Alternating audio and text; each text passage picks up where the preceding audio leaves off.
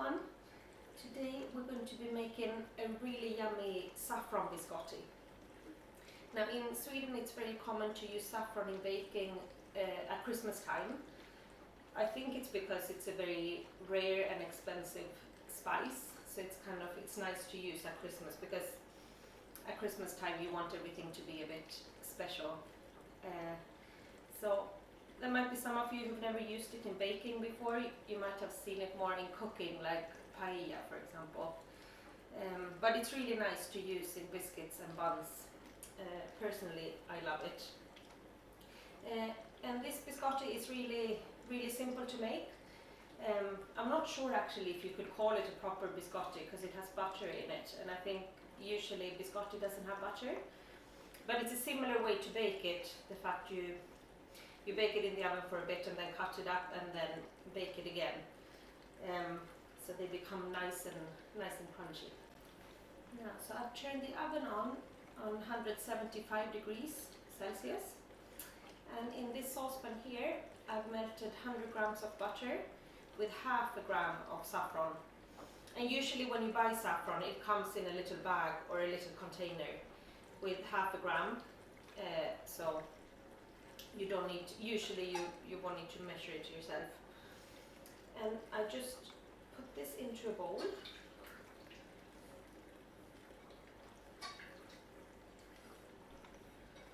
Just make sure I get everything.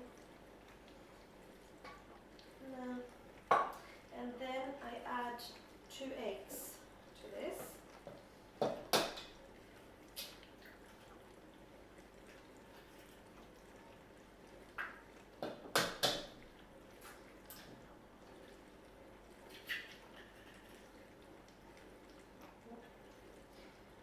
A bit of a shell button.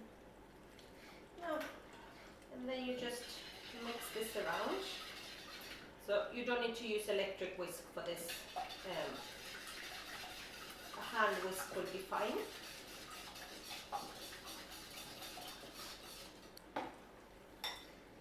Now, so I've mixed my butter with the eggs, and in this bowl here I have 300 grams of plain white flour and 140 grams of white sugar, or caster sugar. And I'm just mixing around like this with a fork. And I'm going to add 1.5 teaspoon of baking powder.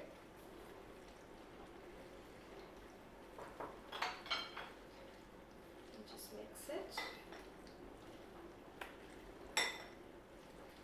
And then I'm going to pour this into my buttered egg.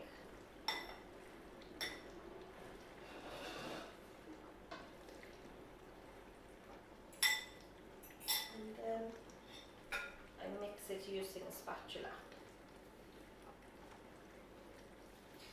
And as you can see, it has a lovely yellow color from the saffron.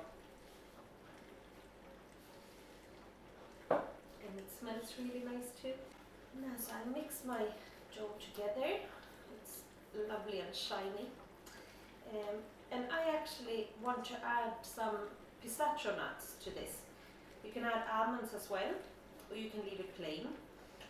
But to some of it, I'm not going to add nuts, just in case I have someone visiting who has a nut allergy. So I'm going to divide it into 3 kind of equal pieces. So this one I'm going to leave without the nuts. And to this here I'm going to add some pistachio nuts. And these are pistachios, that I bought already without the shell. Of course you can buy them with the shell, you just have to peel them then, which is a bit of a work.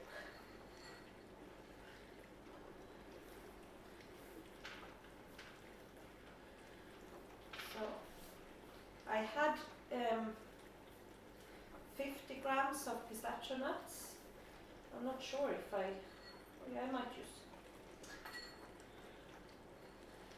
Oh, look at that. Yeah, I can use all of it.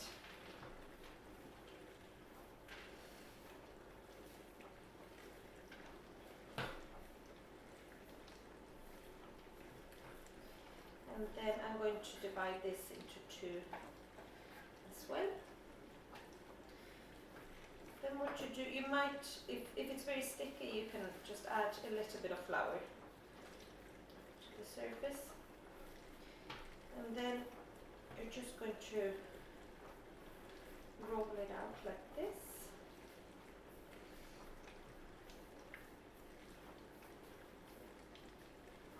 Now, so roll them out and put them on a baking tray. And then just before I put them in the oven, I'm going to add a little bit of brown sugar to the top. Just to add a nice little crisp.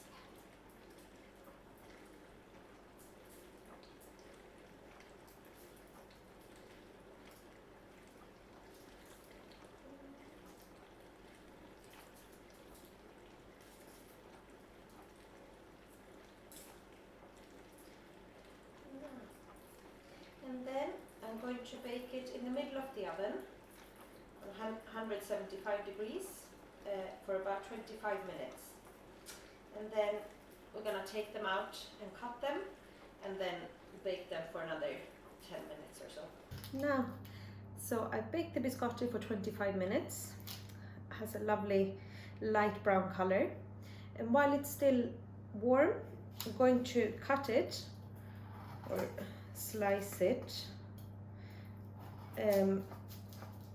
Each slice is about 1 centimeter thick. Actually, if you have a baking tray without edges, it makes this a lot easier. I don't have one.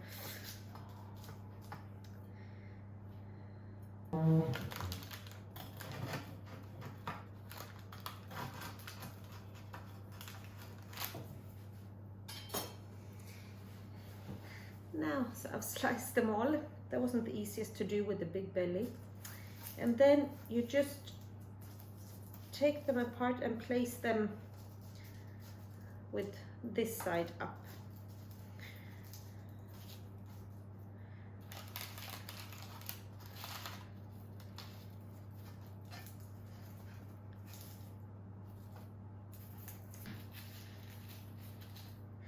And I've reduced the heat of the oven now to 125 degrees. And we're going to put this back in the oven and bake them for another 10 minutes. Then you turn the oven off and then you leave them to cool in the oven.